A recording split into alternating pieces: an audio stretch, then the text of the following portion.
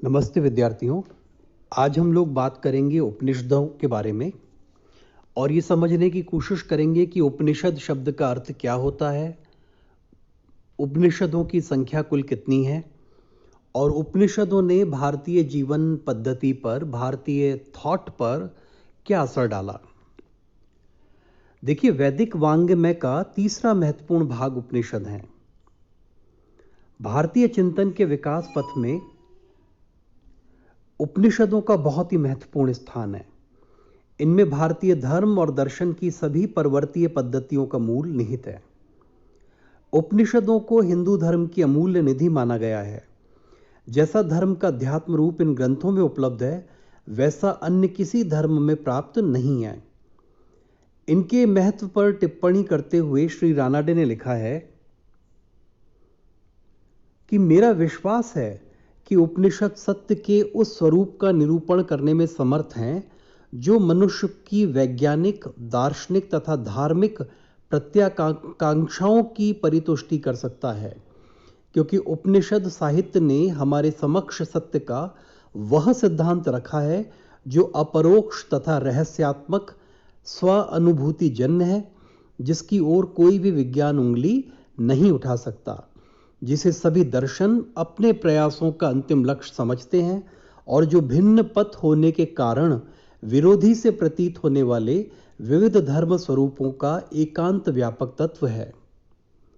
इसी प्रकार पंडित रविशंकर शुक्ल ने उपनिषदों को अपने युग की सबसे महान धरोहर बताया है। शोपेनहावर लिखते हैं, जो एक बहुत बड़े दार्शनिक थे, एक बहुत बड़े फिलॉसफर माने जाते हैं जर्मनी के, वो लिखते हैं कि संपूर्ण विश्व में उपनिषदों के समान जीवन को ऊंचा उठाने वाला कोई दूसरा अध्ययन का विषय है ही नहीं। इसी प्रकार मैक्स मुलर ने भी इस कथन का पूरा समर्थन किया है। इनका आरण्यक ग्रंथों के साथ तो घनिष्ठ संबंध है ही, पर इसके साथ ब्राह्मण ग्रंथों के साथ भी इनका संबंध है। परंतु ब्राह्मण ग्रंथों में याज्ञिक कर्म कांडों पर विशेष प्रकाश डाला गया है, जबकि उपनिषदों में ज्ञान पर। इसीलिए उपनिषदों को अध्यात्म विद्या या ब्रह्म विद्या कहा गया है। उपनिषदों का महत्व केवल भारत तक सीमित नहीं है, बल्कि पाश्चात्य देशों के भी विद्वान इससे प्रभावित हुए हैं। जर्मन भाषा में डायसन ने 60 उपनिषद प्रकाशित किए और अंग्रेजी में इनका अनुवाद नारायण स्वामी तथा ह्यूम ने कराया है। वे 30 उपनिषदों का प्रकाशन करा चुके हैं। उपलब्ध उपनिषदों की संख्या 108 है। बच्चों, ये महत्वपूर्ण बात है कि टोटल उपनिषदों को जो माना जाता है, जिनकी संख्या, वो है 108। 108 इसलिए मानी जाती है क्योंकि आदि शंकराचार्य ने कुल 108 उपनिषदों के ऊपर टीकाएं यानी कमेंट्रीज लिखी थी और इसीलिए 108 उपनिषदों को प्रामाणिक माना जाता है। शाहजहां का ज्येष्ठ पुत्र दारा शिकोह स्वयं उपनिषदों से इन्फ्लुएंस्ड था, प्रभावित था, और उसने फारसी भाषा में कई उपनिषदों का अनुवाद कराया था और अल्लाह उपनिषद की रचना उसने स्वयं ने की। मद्रास में अड्यार की थियोसॉफिकल सोसाइटी ने पर्याप्त संख्या में उपनिषदों का प्रकाशन करवाया था।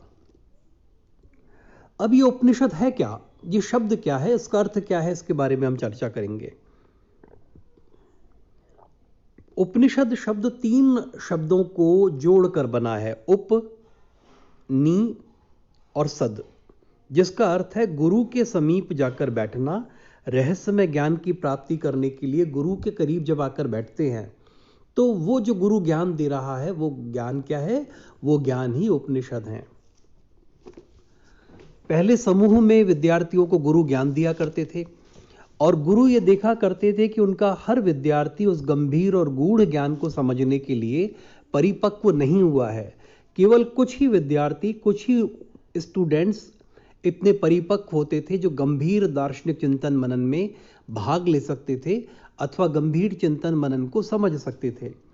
और गुरु अपने उन्हीं विद्यार्थियों को समीप बिठाकर, करीब बिठाकर जो बातें उनके साथ डिस्कस किया करते थे, उन्हीं बातों के कलेक्शन को हम लोग आज उपनिषद के नाम से पुकारते हैं। तो उपनिषद वह साहित्य है जिसमें जीवन और जगत के रहस्यों का उद्घाटन, निरूपण तथा विवेचन है। वैदिक साहित्य के 4 भाग हैं।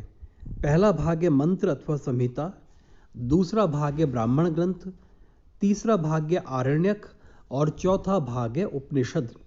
तो उपनिषद को वैदिक साहित्य का अंतिम भाग अथवा चरम या क्लाइमैक्स कहा जाता है। शंकर भाष्य के अनुसार उपनिषद शब्द की निष्पत्ति उप और नी उपसर्ग पूर्वक सद धातु से हुई है, जिसके विनाश, जानना और अवसादन यानी शिथिल होना अर्थ हैं। उपनिषदों के अनुशीलन से मुमुक्षुओं की अविद्या का विनाश होता है, ब्रह्म की उपलब्धि होती है और सारे दुख शिथिल हो जाते हैं। तो जहां तक उपनिषद के शाब्दिक अर्थ का प्रश्न है, वो है तत्व ज्ञान के लिए गुरु के समीप सविनय उपस्थित होना या सविनय बैठना। तो विद्यार्थी जब गुरु के पास विनय पूर्वक बैठता है और गुरु से तत्व ज्ञान प्राप्त करता है, तो वो सारा ही उपनिषद के नाम से पुकारा गया।